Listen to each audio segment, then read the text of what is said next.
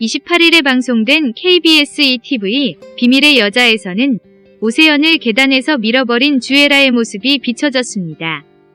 이날 정연태는 주애라가 딸 정겨울의 약을 피임약으로 바꿔치기 했다는 사실을 알고 남유진의 사무실을 찾아가 주애라와 함께 있는 것을 목격합니다. 정연태는 속일 생각하지 마라. 다 알고 왔으니까.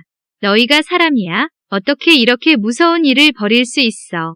난 그런 줄도 모르고 실수라고 눈 감아주려 했다. 라며 소리쳤습니다. 장인이 피임약을 꺼내들자 남유진은 저는 아무것도 몰랐다.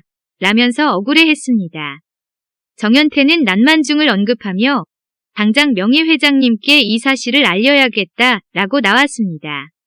남유진은 안 된다며 막아섰습니다. 그는 무릎까지 꿇고 안 된다. 한 번만 살려달라. 라고 애원했습니다. 이때 사무실로 전화가 걸려왔습니다. 난만중이 쓰러졌다는 소식이었습니다. 이들은 난만중을 보러 갔고 난만중은 그런데 사돈께서는 여기를 어떻게 오셨냐? 라며 위아해했습니다. 그러자 남유진이 끼어들었습니다. 아버님 모시고 식사하려던 상황에 연락받았다. 라고 둘러댔습니다. 정연태는 어쩔 수 없이 어르신 건강 잘 챙기셔라. 라는 말만 남긴 채 자리를 떴습니다. 이후 정연태는 식사? 거짓말 참 잘한다. 라며 어이없어 했습니다. 남유진은 제발 제 얘기 좀 들어달라. 라면서 지금 할아버지가 알게 되면 정말 큰일 난다. 제발 나중에 다시 얘기하셔라. 라고 재차 애원했습니다. 어떻게 써든 사태를 무마하려는 남유진에게 정연태는 이건 단순히 자네들 불륜이 문제가 아니라 범죄다. 우리 겨울이한테는 끔찍한 범죄. 회장님이 아니라면 경찰에라도 말하겠네. 라며 단호하게 말했습니다. 그때 전겨울은 각막 이식 수술을 받을 수 있다는 소식을 전해 정연태를 놀라게 했습니다. 사실 이는 남유진과 주애라가 불법까지 저질러 전겨울을 이식받게 한 것인데요. 정연태는 이 사실을 알면서도 차마 거절하지 못했습니다. 결국 정연태는 전겨울이 각막 이식 수술을 받게 되면 둘을 이혼시킬 것이라고 말했습니다.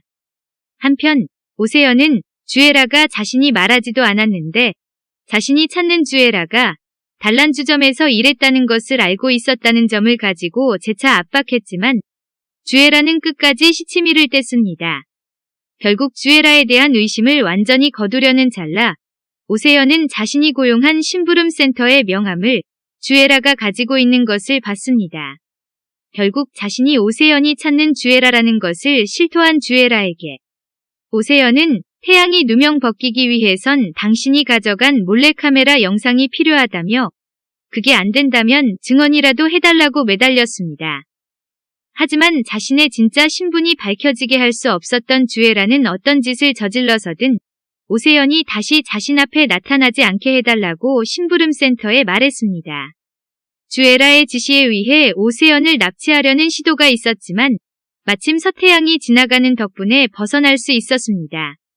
납치될 뻔한 위기에서 벗어난 오세연은 회사로 주애라를 찾아갔습니다. 자리를 옮겨 이야기하는 두 사람의 모습이 비춰지고 오세연은 어떻게든 증언을 하라며 경찰서로 가자고 했고 주애라가 거절한다면 혼자서라도 경찰서에 가겠다고 했습니다. 경찰서에 가려는 오세연을 말리다가 계단 위에서 실랑이를 하던 주애라는 오세연을 밀어버렸고 이 모습을 주애라를 뒤따라온 남유진도 발견하게 됐습니다. 119에 신고하려는 남유진의 주애라는 이 여자가 우리 사이를 알고 협박했어. 신고하면 우리 사이 다 들통나. 라며 거짓말로 막으려고 했습니다. 골치 아파하던 남유진은 오세연이 과거 정연태가 주애라인 줄 착각했었던 것을 떠올렸습니다. 이에 주애라는 지금부터 내가 시키는 대로 해. 라며 무언가 계략을 꾸몄습니다. 주애라가 쓰러진 오세연을 끌고 어디론가 가는 사이 남유진은 가족들이 모두 모인 가운데 저 바람 피웠어요. 라고 밝혔고 이에 가족들이 놀라는 장면으로 이번 화는 끝이 납니다. 아마도 주애라는 정연태가 남유진의 불륜녀를 오세연으로 알고 백화점에서 실수한 사실로 오세연을 살해하려고 한 사람이 정연태라고 누명을 씌우려는 계략을 꾸민 것 같은데요. 다음 화에서 정연태가 어떻게 그 누명을 벗게 될지 궁금증이 쏠리고 있습니다.